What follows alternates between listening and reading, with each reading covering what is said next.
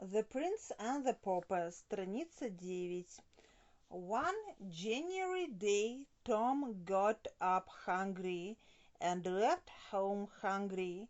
He walked here and there in the city, hardly noticing where he was going or what was happening around him.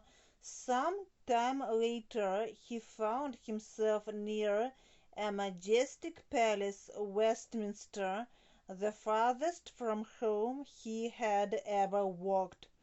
At each side of the gate stood a soldier. There was a crowd of people waiting for a chance to see a royalty. Poor little Tom, in his rags, approached and saw a boy whose clothes were shining with jewels, and on his head was a red cap with plumes. Several fine gentlemen stood near, his servants no doubt, or he was a prince, a living prince, a real prince. Tom's eyes grew big with wonder and delight. Before he knew what he was doing, he went up to the gate. The next moment, one of the soldiers snatched him rudely and threw him into the crowd and laughed. But the young prince ran to the gate, страница 10, and cried out, "How dare you treat a poor boy like that? Open the gates and let him in." The crowd shouted, "Long live the Prince of Wales!"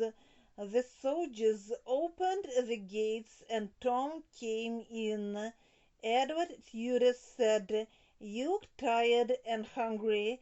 Come with me." Edward took Tom to the palace, and a meal was brought such as Tom had only read about in books. The prince sent away the servants. Then he sat nearby and asked questions while Tom ate. "What is your name, boy?" "Tom Canty, sir." "Where do you live?" "In the city, sir. Orford Court, near Pudding Lane." "Orford Court, an odd name. Do you have parents?" "I have parents, sir, and a grandmother, also twin sisters, Nan and Bet." "How old are they?" "15, sir.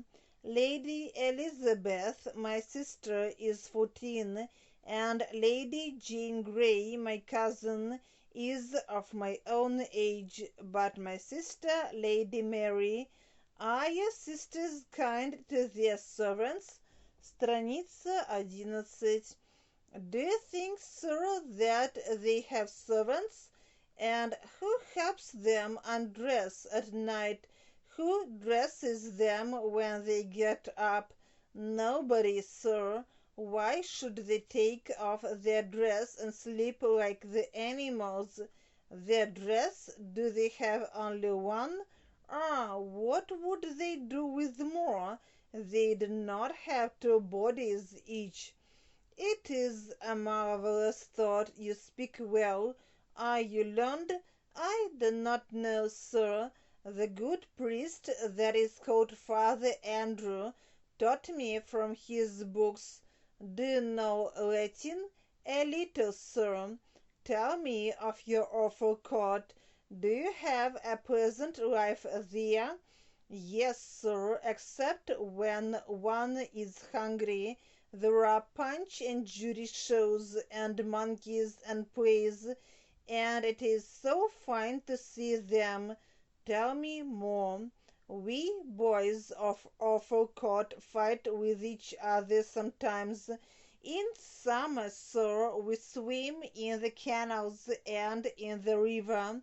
We dance and sing around the maypole. We play in the sand and we make mud pastry. Oh, it is marvelous! If I could put on your clothes and work in the sand once I could refuse the crown. Страница 12. And if I could be dressed once like you, sir, just once, oh, would you like it? Then so shall it be. Take off your rags and put on my clothes. We will have our happiness. A few minutes later, the Prince of Wales was dressed in Tom's rags, and Tom put on the clothes of royalty.